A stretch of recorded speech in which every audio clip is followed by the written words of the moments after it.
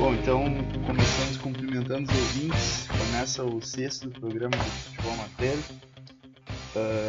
Já cumprimento meu amigo Fabiano e já peço o destaque inicial dele para o dia de hoje. Bom dia, quer dizer, bom dia, boa tarde, boa noite, Matheus. Nunca sabemos em que horas os nossos ouvintes vão escutar o programa, então é bom sempre deixar claro isso daí.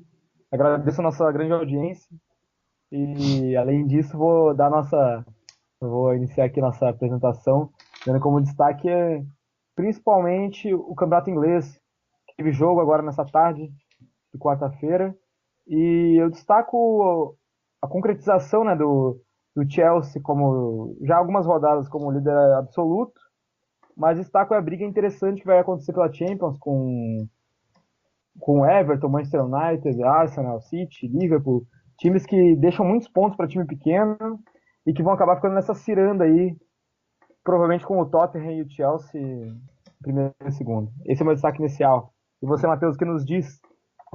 Interessante, o inglês eu acho que está um pouco sem graça esse ano porque o Chelsea enfim, se distanciou muito, né? Mas enfim, o meu destaque fica por conta do clássico italiano entre Lazio e Roma, em que a Lazio, pela Copa Itália, pela semifinal da Copa Itália, em que a Lazio acabou passando, depois de fazer 2-0 no primeiro jogo e perder de 3-2 no estádio Olímpico, a volta. Então, a gente sabe que na Itália as torcidas são muito. Não tem muita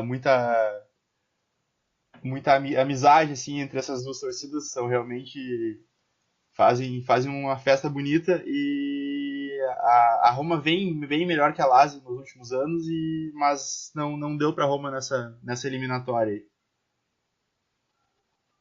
Sim, a Lazio veio com um time até que para as últimas temporadas do que a gente viu de Lazio, esse time da atual temporada é um time com alguns talentos.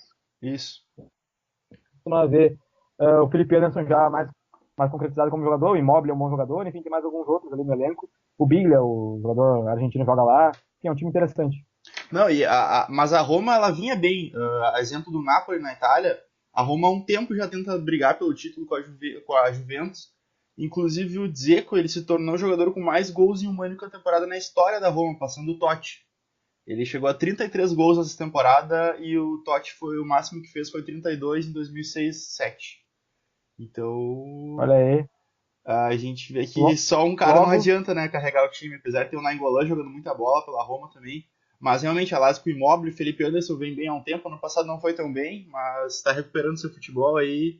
E foi interessante de ver esse clássico italiano da cidade, da capital italiana. eu acho que falta para Roma, senti muita falta do Gervinho, né? Um jogador que era diferenciado e que Mano, não faz vou nem muita comentar falta. esse comentário aí.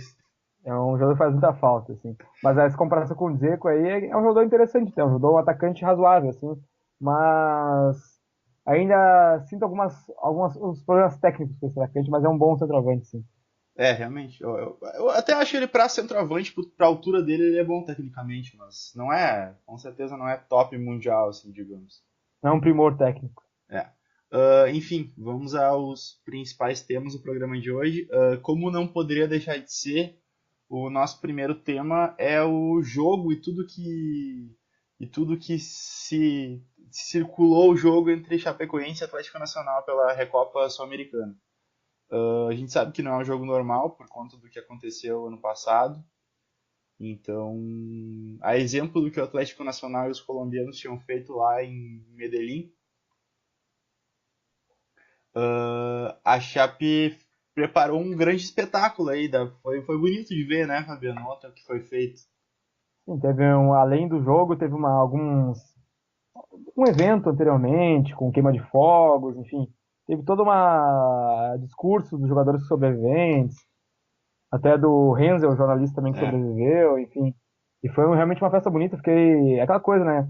Todo jogo da Chapecoense com o Atlético Nacional, acho que de agora em diante vai ser um jogo diferente, assim. É interessante de assistir, mas analisando o jogo assim, é um resultado que o resultado às vezes é muito menor do que realmente representa o jogo.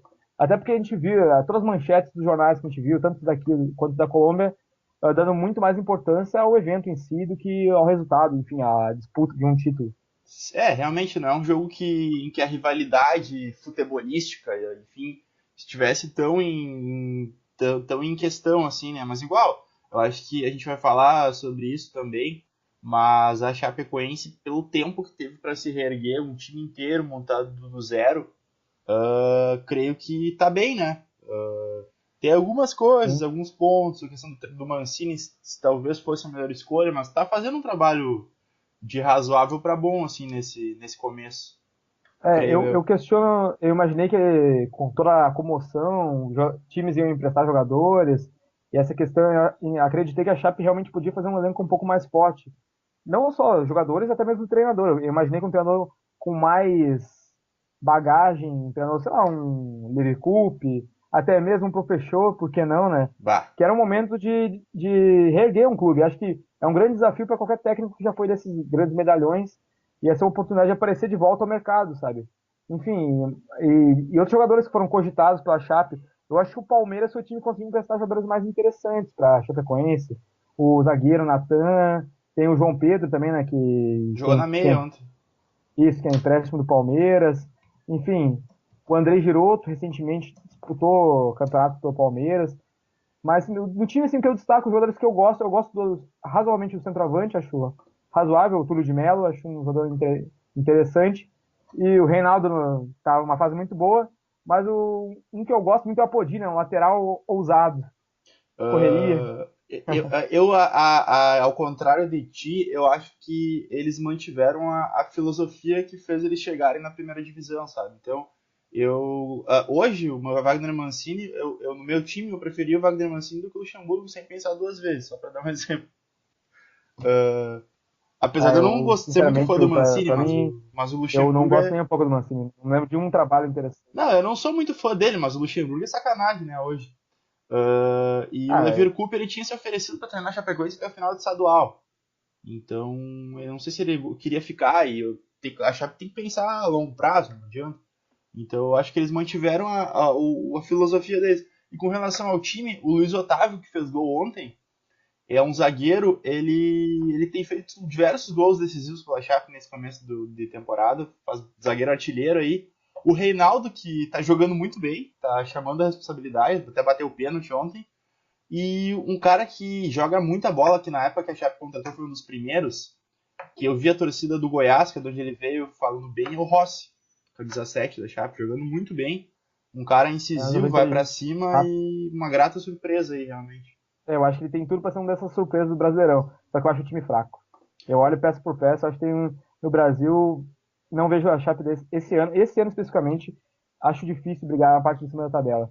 Mas Porque eu como um acho que. todo, eu acho o time muito fraco. Não, Tem aí o Rossi, um jogador interessante, sim. o Túlio de Mello, mas o Mancini é um técnico questionável, na minha opinião. O Lucha, ele poderia até, junto com ele, podia trazer jogadores de maior peso, porque ele está acostumado a trabalhar com esse tipo de coisa. Acho até podia, de repente, ser um avanço, um passo um além, assim. Porque eu vejo aí nesses jogadores muito promissores, só que eu lembro o time do ano passado tinha um Kleber Santana, tinha jogadores de maior peso, tinha jogadores como o Bruno Rangel, de renome, assim, e esse ano eu acho que falta um pouco. Realmente, falta um cara mais tarimbado um pouco. Tem um goleiro, Arthur Moraes, que é experiente como Benfica. O próprio Grolli já jogou na Chapecoense, é meio que um ídolo deles lá.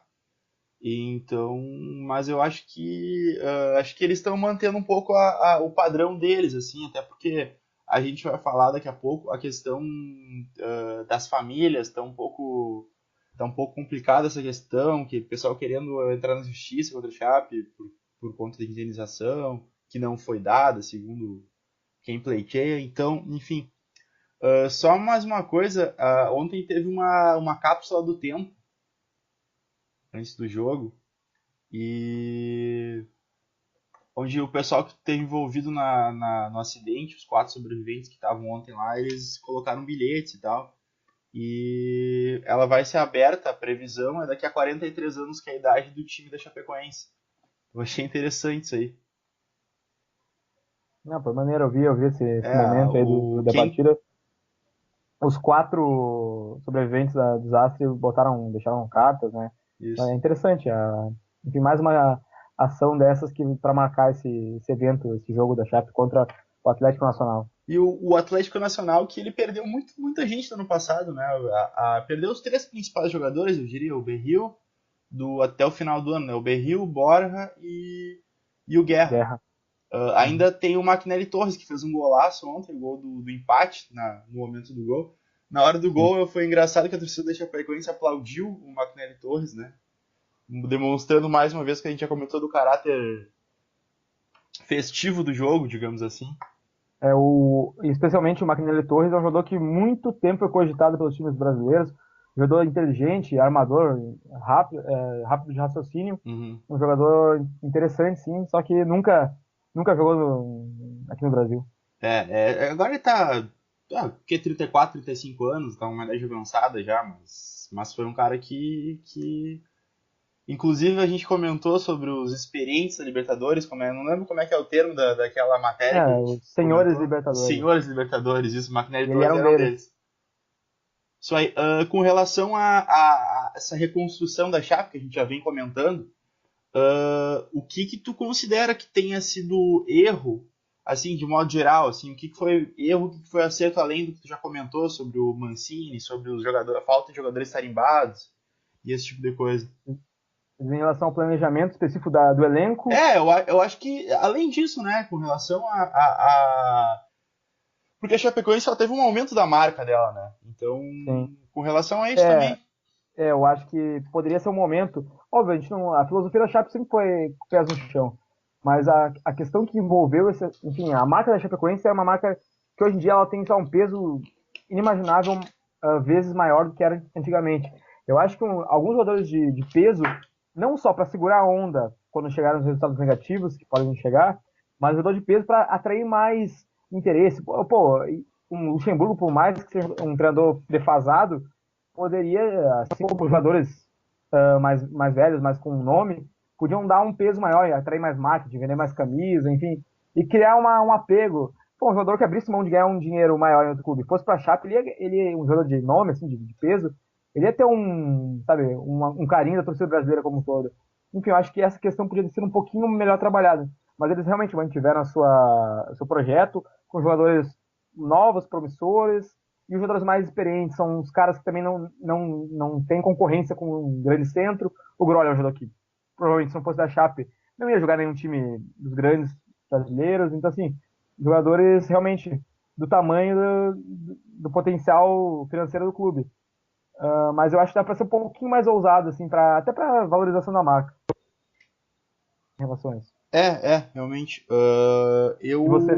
Com relação enfim, ao Luxemburgo, eu não concordo contigo, já falei antes. Eu acho que teria que ser um cara, talvez não o Mancini, mas eu não conseguia ver um cara, enfim, um cara emergente, assim, não sei. Acho que o Leverkusen talvez ele se ofereceu para treinar, mas não sei se a intenção dele era ficar, né? Então eles precisam pensar, não adianta a longo prazo. Então não sei, a questão dos jogadores eu achei que foi uma boa.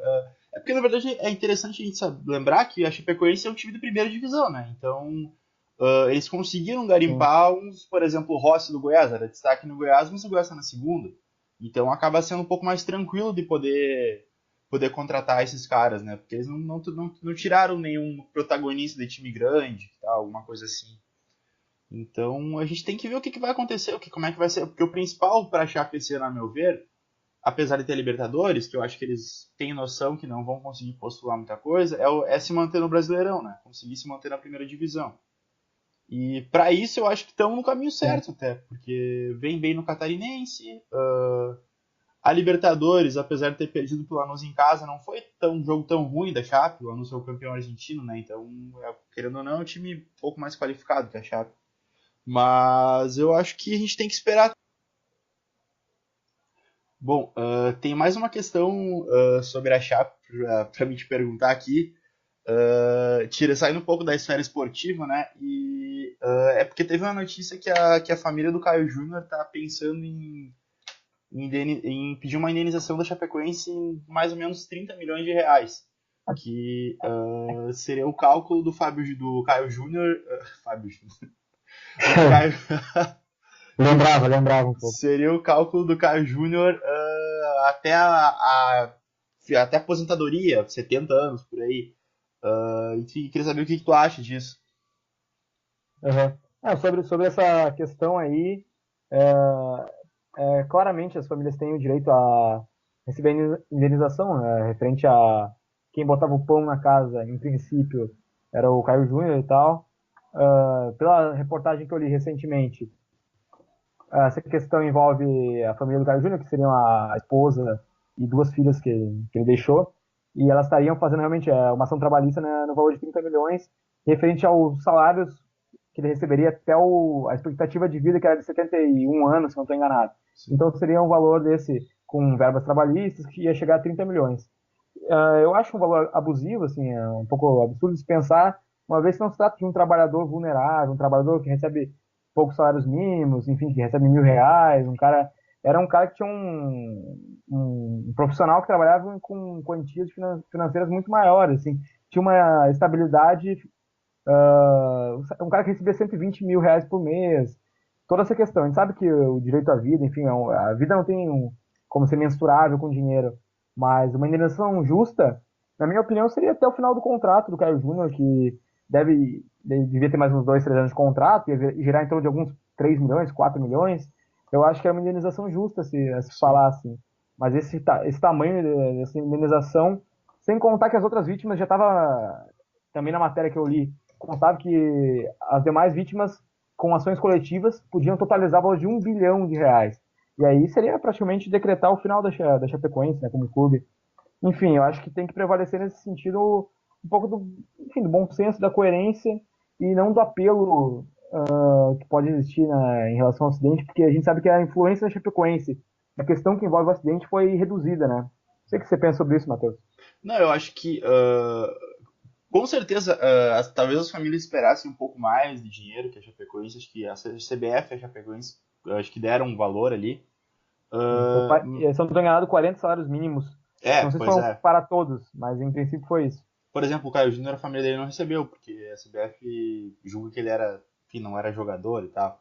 Mas, enfim, eu acho que com certeza é abusivo, né? A Justiça do Trabalho tem essa questão e creio eu, tá certo, né? A maioria dos trabalhadores, ela é muito, ela sempre dá a favor do trabalhador, assim, digamos, 90 e poucos por cento dos casos.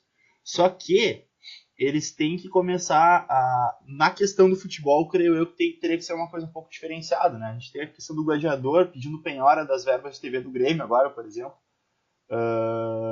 fazendo uma multa milionária, aí, mais de 8 milhões que o Grêmio vai estar devendo para ele por atraso no pagamento da rescisão contratual. Eu lembro do caso do Léo Moura, que pediu adicional noturno, ele pediu, se não me engano, do Flamengo Isso uma aí. vez, né? Então, é inerente à profissão de jogador, né? Nas concentrações, e ele já ganhou muito mais por conta disso, né? Então, isso aí é uma questão complicada. E como tu falou, Fabiano, se for, vamos pegar uma média de 30 milhões para para cada família das vítimas, o Chapecoense acaba. Então, não tem, né? Realmente vamos ver no que vai dar isso. Mas a gente espera que tenha bom senso por parte tanto da justiça quanto das partes aí que com certeza tem direitos, porque a gente não tem como mensurar o valor de uma vida, né? Mas infelizmente quem tá aí tem que seguir em frente. Sim, e eu acho o valor por exemplo, o valor que nem eu falei, estão buscando via judicial 30 milhões. Poxa, um valor de R$ 3 milhões, por exemplo, É, para manter, para que as pessoas possam dar continuidade às suas vidas, é um valor que no Brasil, quem tem acesso a um valor desse tamanho? é, Quanto 0,0% das populações tem acesso a uma quantia? Isso, na minha opinião, deve ser levado em conta, assim, né? sim. Esse tipo de indenização. Porque, por exemplo, um trabalhador talvez fique a vida inteira numa empresa, até realmente 70 anos, que é o cálculo que fizeram. Mas um treinador no Brasil, não sei se está um ano de média de permanência no cargo, né? Então é muito diferente, é um mundo diferente, um mundo à parte o futebol, realmente. Eles vão fechar algum acordo aí. É, Espero que seja uma quantia razoável para as vítimas, enfim, familiares das vítimas, só que também que não impeçam a Chapecoense de prosseguir enfim, seu trabalho excelente que vem realizando nos últimos anos. é isso aí. Enfim, vamos terminar esse assunto da Chape por hora, então, para esse programa. Agora a gente vai falar um pouco da Libertadores, da Copa do Brasil e da Champions, que vão ter os seus jogos iniciais, os jogos de ida da próxima fase. na semana que vem. Então, a Libertadores a gente vai ter dos times brasileiros o Grêmio jogando na terça-feira contra o Iquique. Uhum. A gente vai ter o Palmeiras jogando na quarta-feira contra o Penharol e o Flamengo contra o Atlético Paranaense. E o Galo contra o Sport Boys da Bolívia. Então são esses aí que tu espera para essa rodada aí dos times brasileiros, hein, Fabio? É que no caso, falando de Libertadores, os jogos ainda não serão realizados na semana, né? Sim, é São na, jogos na outra semana, mas vai ser antes do nosso programa, a maioria deles. é, eu acredito assim que alguns grupos, alguns times brasileiros acabaram se complicando desnecessariamente. Eu digo, o Flamengo é um time que se complicou no grupo que é difícil. Sim. Eu acho que a derrota da Chape, a mim ao menos, surpreendeu por ser dentro de casa. Eu acho que pode ter complicado um pouco a vida da Chapecoense. Mas eu vejo com grandes possibilidades. A questão, o empate que o Palmeiras teve na primeira rodada com o Tucumã foi um resultado positivo, que já por ser fora de casa, estreia, enfim. Eu Sim. vejo com grandes possibilidades de todos os brasileiros passarem. É aquela questão, o grupo do Flamengo, por ter dois brasileiros, talvez o Atlético Paranaense, que vão, É, inclusive os dois vão fazer duelos agora, primeiro no Rio de Janeiro e depois na Arena da Baixada, isso. vão ter duelos em sequência, né, que vai ser interessante ver dois times que eu acho que são muito fortes essa temporada. E em relação aos demais times brasileiros, eu acredito que o Atlético Mineiro tem uma possibilidade de, com um grupo que eu acho um grupo bom, tranquilo para o Atlético, eu acho que eles podem ir bem e se classificar com tranquilidade. Bom, então, a Copa do Brasil só tem mais uma definição ainda, na verdade, que acabou atrasando. É o Paraná que vai jogar contra o Asa, de Arapiraca. O primeiro jogo foi 0-0 na casa do Asa. O Paraná vai decidir no Durval de Brito em casa hoje, no dia 5. A gente está gravando na quarta-feira, às 8h30. Nós estamos gravando agora, são Paraná, 7 horas. Então, a única definição que falta para os jogos da próxima fase que acontecem a partir da semana que vem. E aí tem os dois confrontos que a gente já comentou, Inter e Corinthians e São Paulo e Cruzeiro. O primeiro jogo é na casa do Inter e do São Paulo. O que tu teria para falar? Só dando uma atualização do último momento aqui, o Danilo Fernandes para por 2 meses.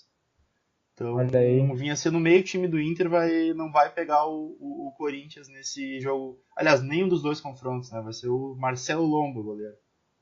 É preocupante, acho que eu acho que a próxima semana realmente vai ser uma semana de futebol, assim, e Copa do Brasil, Libertadores, e de partidas que aí realmente a gente vai. Eu acho que eu vou estar com meu coração aqui, que agora tá tranquilo, pressão, tudo na CNTP. Eu acho que semana que vem, nessa mesma hora, as questões emocionais vão estar muito, muito diferentes, porque são jogos excepcionais, Cruzeiro São Paulo. Eu acho que o Inter e Corinthians, menos pelo que os clubes têm hoje em dia, e mais pela carga histórica recente desses clubes. Sim. E curioso que recentemente os dois clubes estavam conversando sobre troca de jogadores, o Valdívia, e aí não sei, era o Giovanni Giovanni Augusto. Augusto era a ideia. Acabou não acontecendo, E parece que o Giovanni Augusto não quis ir pro Inter. E como o Palmeiras entrou na briga pelo Valdívia, o Inter acabou freando um pouco, enfim. E a princípio não vai acontecer nada entre os dois times aí. sim. Mas chama atenção também o Palmeiras é um time que realmente para negociação seria mais interessante. Visando uma troca de jogadores, o É, Palmeiras, por exemplo, inchado. Então a gente sabe que ali pode ser que se consiga coisa melhor, até visando assim a Série B do Inter e demais, e demais competições. Mas eu queria saber em relação a você se nessa Copa do Brasil você tem algo mais a acrescentar nos jogos, algum jogo de destaque? Vai se fazer presente em algum desses jogos aí? olha aí! Não, É uma acho pergunta, que né? os destaques são esses dois jogos, não tem como tirar muito desses dois clássicos brasileiros aí, né? Então, só antes de falar sobre o Corinthians, sobre o Cruzeiro, São Paulo, principalmente, porque eles jogam ou jogaram pela Sul-Americana, né? Antes desse jogo. O Corinthians é quarta-feira, dia 5. Hoje é às 9h45, pega a Laú na Arena Corinthians. O Bom Cruzeiro jogo. jogou ontem contra o Nacional do Paraguai e ganhou de virada, começou perdendo. Virada um gol do Ábila, o Ábila que ele começou muito bem no Cruzeiro, depois decaiu e agora parece estar recuperando o futebol. Hoje ele é reserva dos Hobbs, né? Sim. Mas sempre que entra consegue fazer esses golzinhos ali. A Ponte pega o Gimnasia La Plata em São Paulo. O Sport na quinta-feira, dia 6, pega o Danúbio, do Uruguai. E, o São Paulo pega o Defensa e Justiça, fora de casa o primeiro jogo. E o Fluminense pega o Liverpool do Uruguai na quarta-feira, dia 5 também. Então, aí, vários jogos pela Copa Sul-Americana que tem seu início aí agora nessa semana para os times brasileiros. Enfim. Eu acho que, só fazer um comentário, Pode falar. eu achei interessante acho que um jogo interessante vai ser esse jogo do São Paulo para ser fora de casa. Isso. Eu acho que vai ser um jogo que se destaca, assim, né, esse duelo. Eu achei curioso o Rogério Ceni dar uma entrevista falando em espanhol. Eu achei interessante, sim, ver como ele é um técnico realmente que ele tá muito mais para esses técnicos da nova geração, assim, um cara mais instruído, um cara que busca, enfim, conhecer. Ele falou muito em espanhol, falando sobre o técnico do time do Defensa e Justiça, que era um técnico que trabalhou com o Sampaoli, então ele falou que podia esperar surpresas, assim, achei uma entrevista como dessas que a gente não está acostumado a ver, assim, né? E outro detalhe da Sul-Americana que eu aponto é que o Fluminense vai pegar um Liverpool, mas não é aquele que tem o Coutinho e o Mané, é um outro Liverpool aí, só para fazer esse comentário, então. Bom, seguindo a nível do Brasil aqui, a gente tem também definidos os confrontos da Copa do Nordeste. Eles vão acontecer só dia 23 de abril, mais pro final do mês, 23 e 26. São os dois confrontos da semifinal. Mas a gente tem confrontos aí muito interessantes, que vai ter um Bavi e um Sport Santa Cruz. Aí confrontos estaduais para acirrar essa rivalidade na Lampions League. Eu acho que deu quase o melhor possível, sabe? Assim, quase que o melhor possível para esses duelos, assim, desses clubes. O que está na segunda divisão é a Santa Cruz, né? Sport, Bahia e Vitória estão na Série A. Então, assim, um duelo realmente que envolve muita tradição e times que prometem fazer campanhas interessantes esse ano.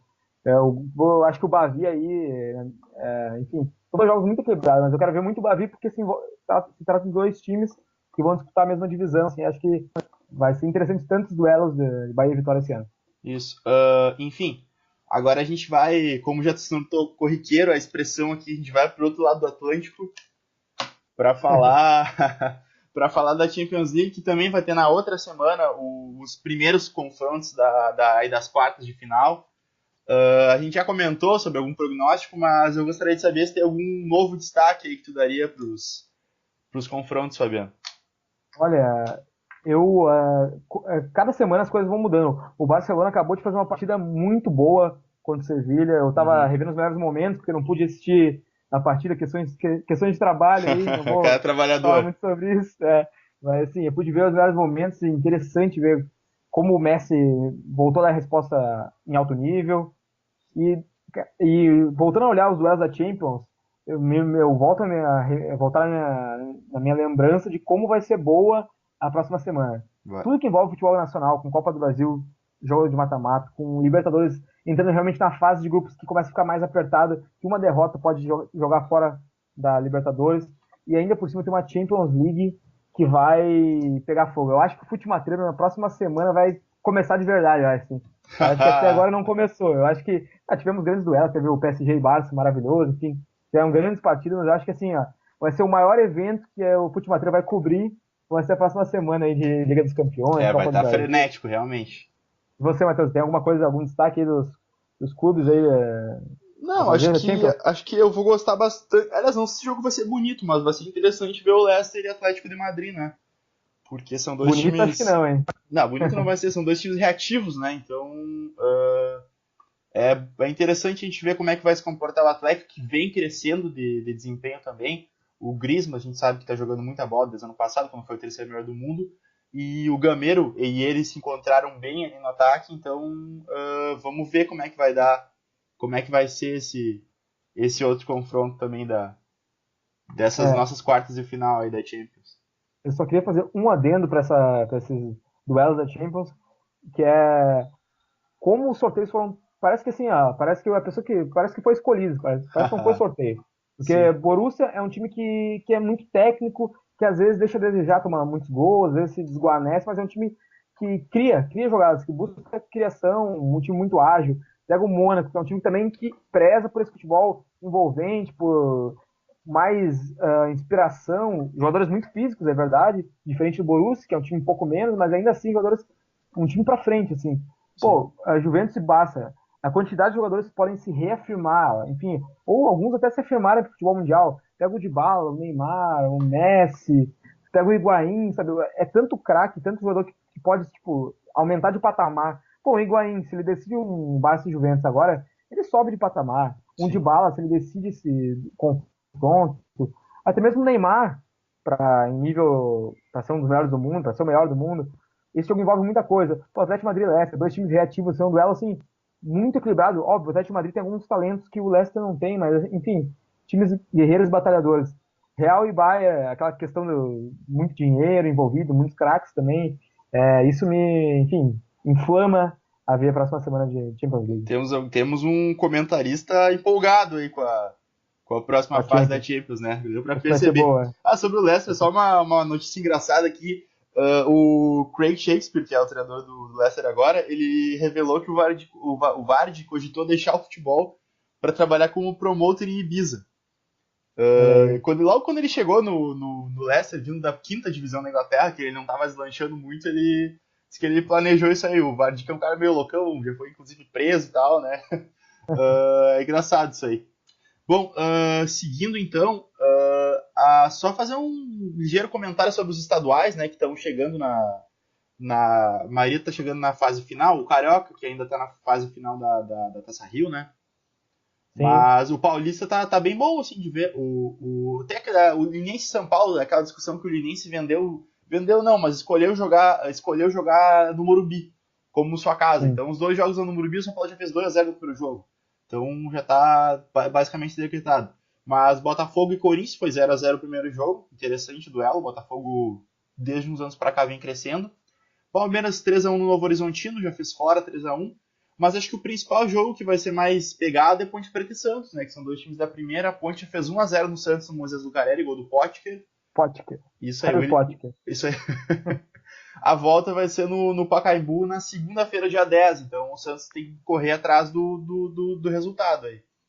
Sim, não, é o duelo, acho que todos os estaduais, assim, o duelo, apesar dos clássicos do Rio de Janeiro, mas esses clássicos agora que envolvem o Rio de Janeiro são clássicos que não têm valor algum, né? Porque são É, aquela questão que a gente comentou do regulamento esdrúxulo. é. Quem cair fora nessa semifinal de Taça Rio agora, muito provavelmente, para não dizer quase com certeza, estará na semifinal de verdade do Campeonato Carioca. Então, assim, ó, os jogos do Campeonato Estadual do Rio de Janeiro, que envolvem agora a semifinal de Taça Rio, são irrelevantes no sentido do estadual, coisas que os de São Paulo, por envolverem uma eliminação total da competição, já dão mais o peso. Assim como os do Rio Grande do Sul, que Sim. também já estão numa fase decisiva e É. tiveram jogos bons. O Caju, por exemplo, foi um jogo excelente. O Caju, Fale mais, conte-me mais. novamente, eu tinha dado como destaque inicial há 2 programas atrás, novamente Caxias ganhando o Juventude no Jacone, 1-0 de novo, e o destaque de novo fica por conta do Wagner, que foi o cara que fez surgir aquela confusão no primeiro jogo, que cravou uma bandeira no meio do campo do Jacone. Dessa vez ele tava provocando, inclusive quase brigaram no intervalo do jogo nos vestiários. E aí, indagado pela imprensa, o Wagner soltou a seguinte frase: Eu não tenho culpa do time que eles montaram, eu tô defendendo o meu. Fecha Olha aspas pro aí. Wagner. Um cara polêmico, assim, digamos. O Grêmio fez 2-0 no Veranópolis, em Veranópolis, está bem encaminhado. O Novo Hamburgo, a grande sensação da primeira fase, ganhou do São José fora, então para a segunda fase vai bem. E o Inter pega o Cruzeirinho amanhã, quinta-feira. Então, para também o primeiro jogo dessas quartas de final. Além do Gauchão, a gente tem também o Campeonato Mineiro, né? Que teve Sim. um Cruzeiro e Atlético no final de semana. O Atlético não tinha perdido esse ano ainda, depois de uma bobagem do seu Frederico, digamos assim. O Cruzeiro ganhou de 2-1, fez 2-0 e o Elias diminuiu no final pro Galo. O que tu achou desse jogo aí, Fabiano?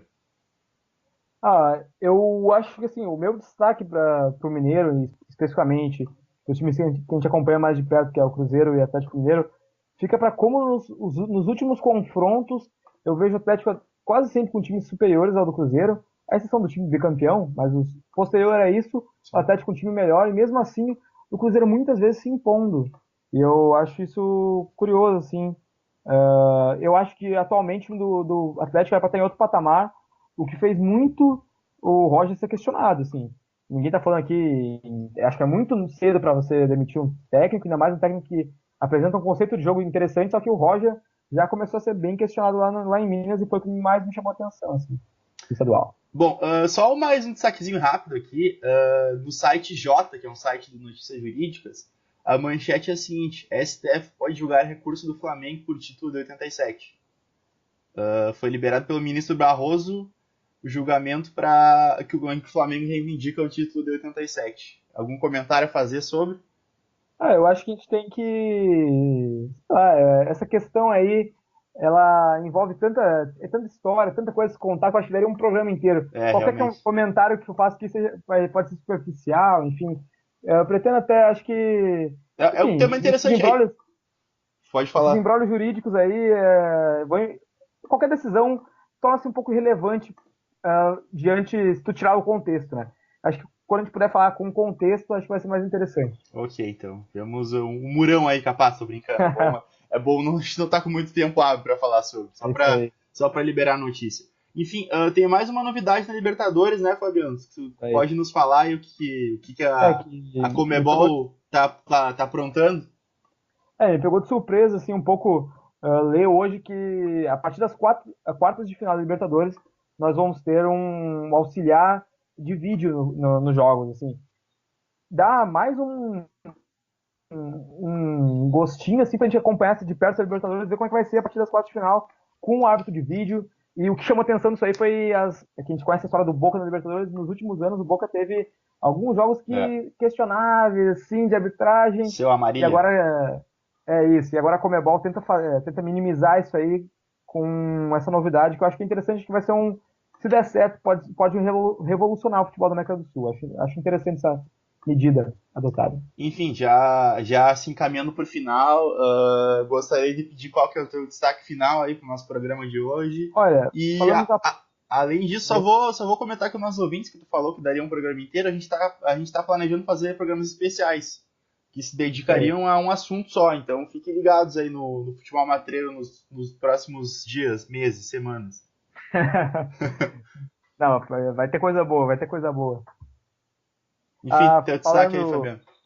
sim, já me despedindo pessoal, reafirmando novamente nosso desejo de contar com nossos ouvintes para participarem também, nossos amigos, para participarem do programa com a gente. Em breve, muito em breve, teremos programas especiais, tratando sobre temas específicos, não sobre as questões da semana, as notícias da semana, e tratando sim sobre questões polêmicas, questões específicas, curiosas, vamos fazer coisas legais. Mas o meu destaque vai realmente para Ponte Santos. Eu quero muito ver o que o Dorival vai trazer de novo. Eu quero ver se a Ponte vai fazer uma graça. Enfim, acho que é um jogo dos mais interessantes que nós vamos ter no final de semana. E você, Matheus? Realmente, é um bom jogo aí. O meu destaque fica por conta de Real Madrid e Atlético de Madrid, que acontece no sábado, às 11h15, no Bernabéu, 11h15, horário brasileiro. O Real tá 2 pontos na frente do Barcelona. O Atlético não alcança mais, tá 10 atrás do Real. Só que o Real tem um jogo a menos hoje do que o Barça. Então, se o Atlético conseguir fazer um crimezinho ali, fica 2 pontos a diferença. Então, acho que é um jogo decisivo para essa reta final, para decidir mesmo se o Real dispara na liderança do espanhol ou se vai dar chance para o Barcelona poder alcançar. E o E, Simeone não vem de barato vitória nenhuma, então realmente. derrota nenhuma, melhor dizendo, mas então promete muito mesmo esse jogo. Os dois clubes vêm 5 jogos de vitória seguidas, então vai ser um baita jogo também. Enfim, a gente se despede dos nossos ouvintes em mais um programa e é isso aí. Até É isso mais, aí. pessoal. Até mais, pessoal. Boa sorte aí, Thiago. Valeu, abraço. Abraço.